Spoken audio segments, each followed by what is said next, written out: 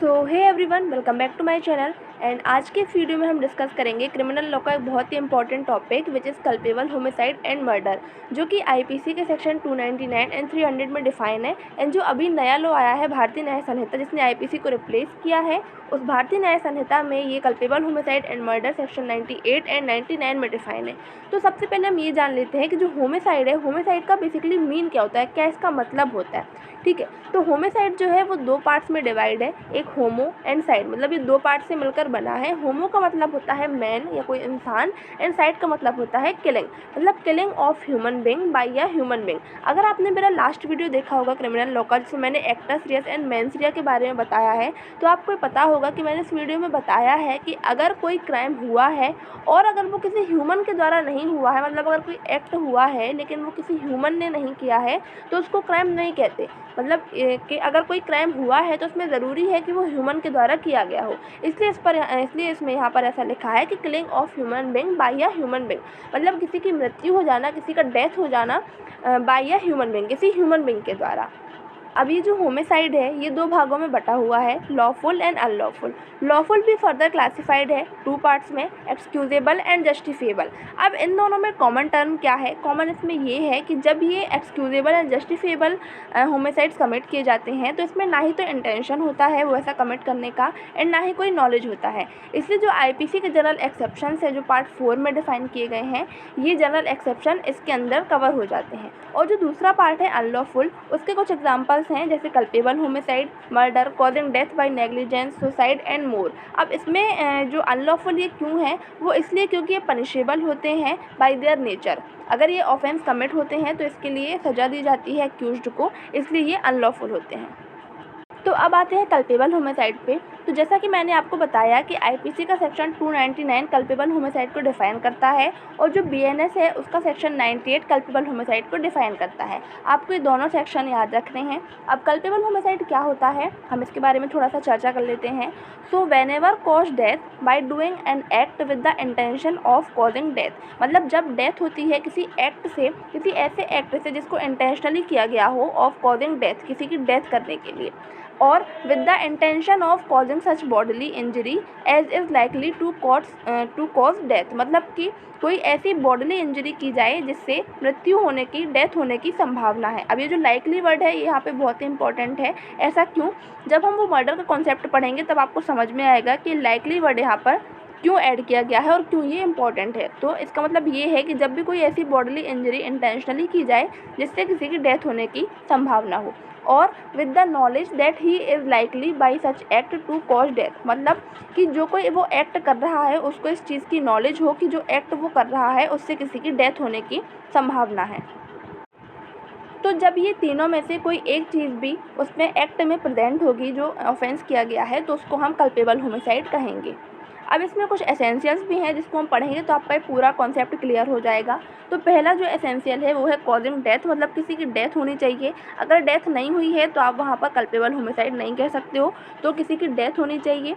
दूसरा है intention of causing death, death करने की इंटेंशन हो। अगर इंटेंशन नहीं है तो फिर आप मतलब कि वो मेंस रिया वहाँ पर प्रेजेंट नहीं होगा, और अगर मेंस रिया प्रेजेंट नहीं है तो फिर आप उसको क्राइम कह ही नहीं सकते हो। तो डेथ होनी चाहिए और डेथ करने का इंटेंशन भी होना चाहिए।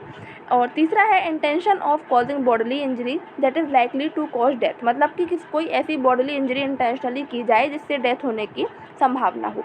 और knowledge of the likelihood of causing death, मतलब कि जो एक्ट हो रहा है उसको नॉलेज होनी चाहिए इस चीज़ की कि जो वो एक्ट कर रहा है उससे डेथ होने की संभावना है, मेरे इस एक्ट के द्वारा किसी की डेथ हो सकती है, उस एक्ट को करने वाले को ये नॉलेज होनी चाहिए। जब ये चारों चीज़ें किसी एक्ट में, किसी ऑफेंस में प्रेजेंट होती हैं तो उसको हम कल्पेबल होमिसाइड कहते हैं।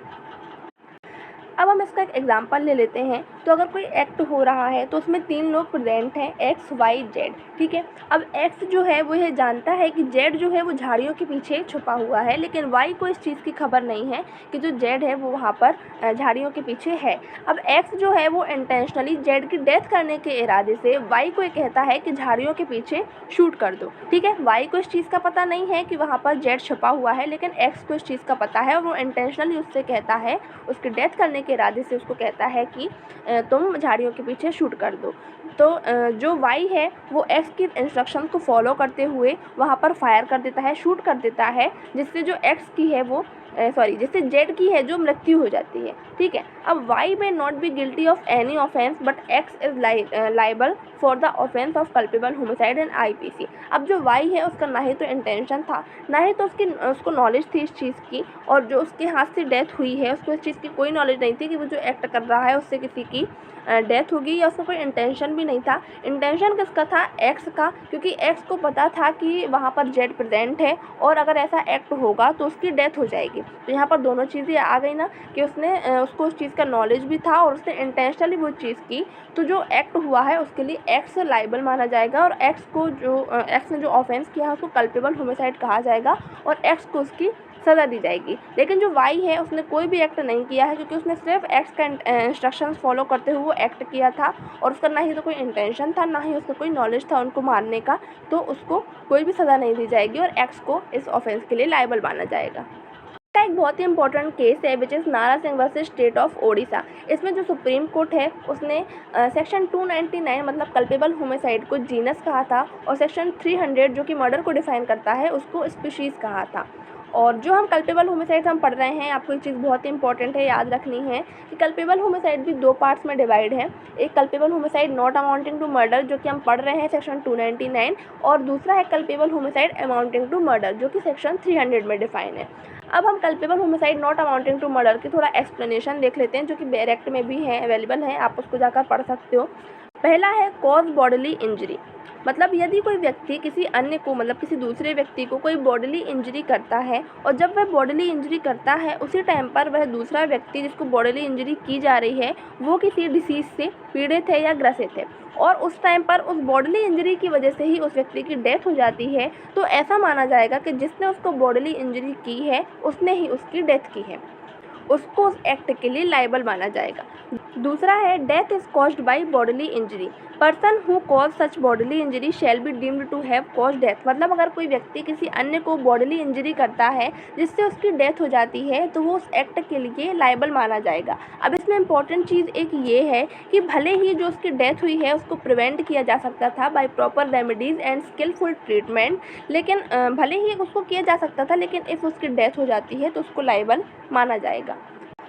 तीसरा है चाइल्ड इन मदर्स बॉम्ब, मतलब किसी ऐसे बच्चे की डेथ करना जो किसी लेडी के बॉम्ब में है। ठीक है, अब अगर वो नॉन लिविंग चाइल्ड है तो वो कॉजिंग डेथ जो है वो डेथ हुई है उसको नॉट अ कल्पेबल होमिसाइड, उसको कल्पेबल होमिसाइड नहीं माना जाएगा अगर वो नॉन लिविंग चाइल्ड है। लेकिन अगर वो लिविंग चाइल्ड है and if any part of that child has been brought forth, मतलब कि उसका कोई भी पार्ट अगर शरीर से बाहर आ गया है उस लेडी के, तो जो है इट इज़ कल्पेबल होमिसाइड, वो कल्पेबल होमिसाइड माना जाएगा। मतलब इसका सिंपल सा मतलब ये है कि जो नॉन लिविंग चाइल्ड है अगर उसकी डेथ कॉज होती है तो वो कल्पेबल होमिसाइड नहीं माना जाएगा।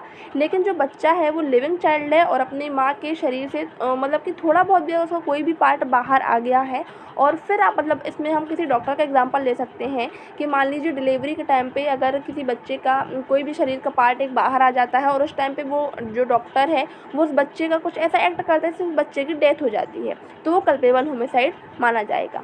ठीक है, तो बस इसका छोटा सा सिंपल सा मतलब यही है, और उसके कुछ एक्सप्लेनेशन भी मैंने आपको बताए हैं। तो आई होप कि आपको समझ में आ गया होगा, इस टॉपिक को अच्छे से आपने समझ लिया होगा। एंड जो मर्डर है वो हम अगले पार्ट में डिफाइन करेंगे, क्योंकि ये वीडियो जो है बहुत ही लेंदी हो जाएगा, इसलिए मैंने इसको वीडियो को 2 पार्ट्स में डिफाइन किया है। तो आप इस वीडियो को देखने के बाद उस वीडियो को ज़रूर देखना, ताकि आपका कल्पेबल होमिसाइड एंड मर्डर का दोनों का कॉन्सेप्ट अच्छे से क्लियर हो जाए। और अगर आपको कोई भी डाउट आता है तो आप मुझे कमेंट सेक्शन में ज़रूर बता देना, और अगर आपके लिए वीडियो हेल्पफुल रहे तो चैनल को सब्सक्राइब ज़रूर कर देना, क्योंकि मैं ऐसे और वीडियोस आपके लिए लाती रहूँगी। एंड मिलते हैं नेक्स्ट वीडियो में, बाय बाय।